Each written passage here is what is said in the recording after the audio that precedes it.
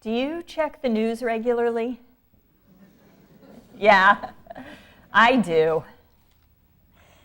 I want to be a responsible citizen, and I have the idea that reading the news or listening to the news will help me do that.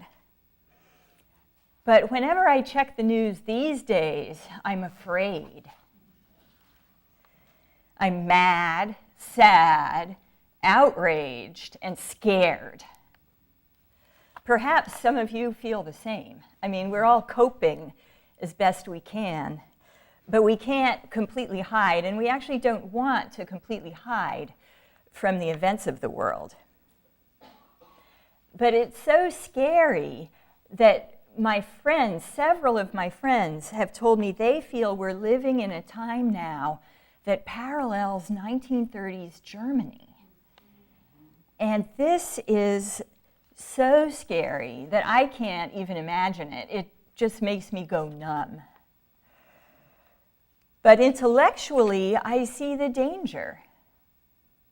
It looks a lot like a white supremacist, ultra-patriarchal regime that plans to remove from society all the most vulnerable, marginalized, and just disliked people has formed.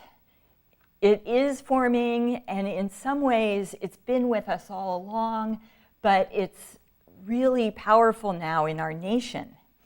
And I don't want this to be true.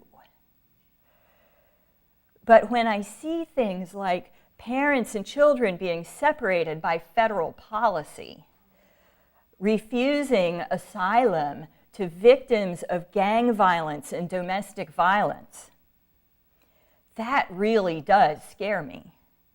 Things like the price of healthcare going up scares me. Ultimately, I'm afraid that people like us, people who hold values like the inherent worth and dignity of every person, will just get mowed down. And we too could become victims. But the inherent worth and dignity of every person is our first Unitarian Universalist principle, as many of you know. And that's where I put my stake in the ground. People from our faith tradition rescued children from the Nazis in Europe, marched at Selma, and published the Pentagon Papers. We've stood for justice for migrants and migrant workers and their families consistently for more than 50 years, repeatedly. So in this church, we believe that human dignity, human potential, and ultimately we believe that most people, most of the time, actually want and are trying to do what is right, not just in our private lives, but in the whole world.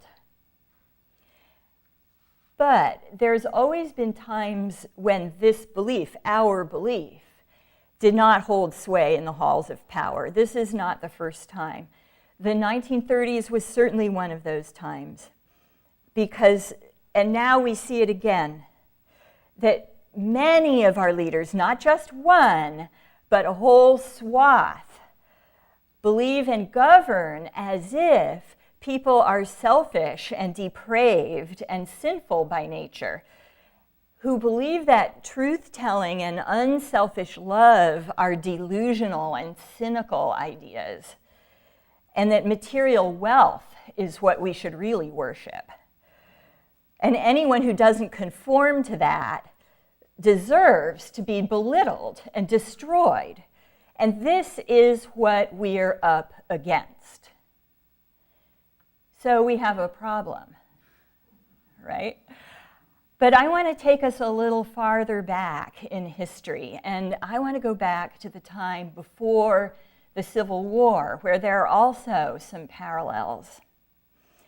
Let's go back to the time of the Underground Railroad and the Fugitive Slave Act, the infamous Fugitive Slave Act of 1850. In 1850, some of our religious ancestors were among the abolitionists protesting slavery. Especially among the Unitarians were women and men who defied convention, defied angry mobs like in Charlottesville, sometimes even defied the major donors of their churches to protest slavery. And they wrote and they spoke and they published and they raised money. They sheltered escaping slaves and they helped win the Civil War. But just like now, those activists did not all agree on the best strategy or tactics. Some believed in political advocacy, but others disdained it because they found that the Constitution itself was a corrupt document. Some were convinced that force of arms was going to be necessary, but others were pacifist. And many were relying on personal spiritual practices and ethical living as the best means towards social transformation. Does that sound familiar? We have these same debates today. The story I want to tell you, and like all my favorite stories, this is partly history and partly myth. It's a mixture. And it really captures where we are now, and it's about Sojourner Truth and Frederick Douglass. And they were two of the most influential and radical abolitionist leaders that the Unitarian protesters were following. Sojourner Truth and Frederick Douglass were both born into slavery, and they both risked their lives and saved their lives escaping slavery. They were both powerful speakers, and they both reached thousands of people.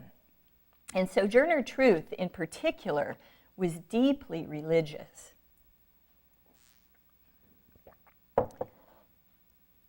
She heard messages from God that led her to walk away from slavery with her baby on her arm in broad daylight. And she continued after that to fight for people in bondage of all kinds.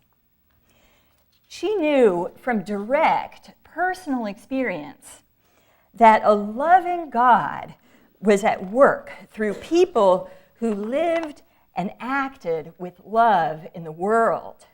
Sojourner Truth taught that God's love was and is powerful enough to transform any government. But in 1850, slavery was spreading. Too many people in power supported it, and those also included some of our religious ancestors. And worst of all, the Fugitive Slave Act had passed Congress and been signed by the president. And so that meant that slavery could be enforced in the free states, and the abolitionists were literally losing ground. Geographically, they were losing control. They were losing freedom. Just like now, we lose ground when anti-immigrant policies and voter suppression undercut our values of democracy and inclusion. So just like now, not everyone had the faith of Sojourner Truth. And Frederick Douglass was the preeminent abolitionist leader, and by this time, he had met John Brown, who was the most militant abolitionist leader. And Frederick Douglass wrote in his autobiography, and I quote, "While I continued to write and speak against slavery, I became all the same less hopeful of its peaceful abolition. My utterances became more and more tinged by the color of this man's strong impressions. Speaking at an anti-slavery convention, I expressed this apprehension that slavery could only be destroyed by bloodshed." Well, Sojourner Truth was there at the convention. She was according to others who were there, sitting in the front row, and everyone knew who she was. She was an elder in the movement. Her life had proven her commitment to a peaceful end to slavery through a loving God and through the transformation of people's hearts. And she could not believe her ears that her younger brother in this sacred work could support the possibility of war. She stood up and asked in her own deep voice, "Frederick, is God dead?" And for the audience, it was as if they had come to the edge of a cliff. The inhumane and immoral laws were closing in behind them, and if they moved forward, they could fall. And we're on that same cliff now. And that's why reading the news is so frightening. I ask the same question when I despair over the state of our nation. Is God dead? It shakes my bones because in the conditions we are facing now, we have to ask, will our beliefs in the worth and dignity of every person, in human potential and human goodness, be enough to end the destruction that is happening in our time? Think about it. The policies of detention and deportation are driven by hateful prejudice. And this same prejudice causes mass incarceration, biased law enforcement, gun violence, mass shootings, which our government allows through a constitutional amendment designed to protect local militias whose historic function was to quell slave uprisings and stop raids by evicted Native people. And don't get me started on the attacks on women, turning our bodies into commodities. These are all destroying people's lives. So it is right for us to ask, is God dead? And it is right to pay attention and listen for the answer. No, God is not dead, and I would not stand here and tell you anything else. God was not dead then, and that is why slavery had to come to an end, even at great sacrifice. And God is not dead now, and that is why today's life-destroying policies must end. Like the ancestors that we revere, we must participate and sacrifice toward that end. God is not dead because we are here, we are alive, and we are faithful. Our job, and I know we are faithful because I know you wouldn't have come this morning if you weren't looking for something to be faithful about. Our job is to manifest God's aliveness and God's love by being the change for the better, being the change that we want to see. Because the stakes are higher than they've ever been in my lifetime. The struggle is deeper than ever. If we ever promised we would tell the truth with kindness, if we ever promised we would begin again in love, we would forgive ourselves and each other and begin again in love. If we ever imagined what we would have done if we had been alive in Nazi Germany, now is the time to do that.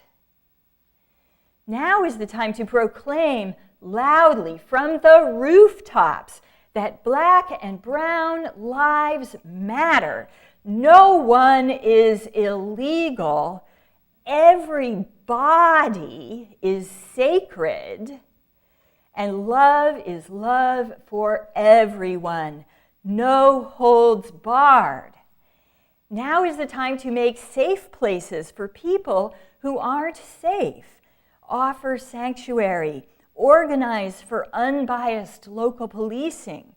Bail people out of jail. Now is the time to give. Reprioritize the way we spend our money and our time and our skills to demonstrate our beliefs. Really show up because our beliefs are under attack. Even though we vote, and even though we read the news, and even though we keep clicking those online petitions, and we contact our elected officials, and we must keep doing that. But even with that, right now, our beliefs are still being battered. We must walk and talk our faith in public, test it, and let it be proven. By now, you've heard about Wendy Winters, who is one of the people who was killed. Actually, I don't know if everyone's heard about it. It's been full. My news feed has been full of it, but that's partly because my news feed knows what I click on. So Wendy Winters was one of the people killed in Annapolis, Maryland, in the newspaper office shooting a few weeks ago. Some of you know she was a lay leader in the Unitarian Universalist congregation in Annapolis, and I served that congregation as an intern. So I knew Wendy, and I knew she was an usher. And even before the news came out, I was already speculating that she had tried to stop the shooter. And it turns out that this is true. A few weeks before the shooting, the congregation had had a training, which Wendy was an usher. She would have taken this very seriously. They had done a training with the local police about security and what to do if an active shooter should enter. Because, as you also might remember, in the spring, there was a shooting in a church, and there have been shootings in churches before, including Unitarian Universalist ones. So Wendy obviously took that training very seriously. She picked up 2 trash cans, she rushed the shooter, and she got killed. But she saved probably 6 other lives. She gave her life because she believed in life. And most of us will not be called on in that way, thank goodness. But Wendy made our life public through the way she lived and the way she died. And all of us are called to that same commitment to resist violence and stop the destruction of life more publicly now than ever. And in history, nonviolent direct action has worked to bring an end to life-destroying policies. And I know at least some of you, perhaps many of you, are already involved in nonviolent direct action. It's growing, but it has to be much, much more. It has to be a huge movement. And the pundits are saying that you need 3.5% of the entire population, which in the United States would be 11.5 million people. So that's a lot. It means all of us and all of our friends and more, all of our friends' friends too. But you know what? You can break it down. And I think it's doable if you break it down. Think about what's 3.5% of the population of Livermore and start with there. Start there. and see who else is doing this, because we're not the only ones. Our Unitarian Universalist faith teaches that if ordinary people choose to side with love, then all of life can flourish. And I add to this my personal faith in God, in a power beyond ourselves that gives us more life, even in the face of death, and that brings grace in the midst of struggle. But too much life is being destroyed right now on our watch. And we as a religious movement have more capacity than we are using. That might not be true for every single person, and we all must care for ourselves and each other. But as a group, we need to move our obstacles out of the way and hit the streets. We need to show up and proclaim loudly that love is alive and it is still fighting against evil. And because of that, there's hope. There's hope for humankind, and there's hope for the world. Amen.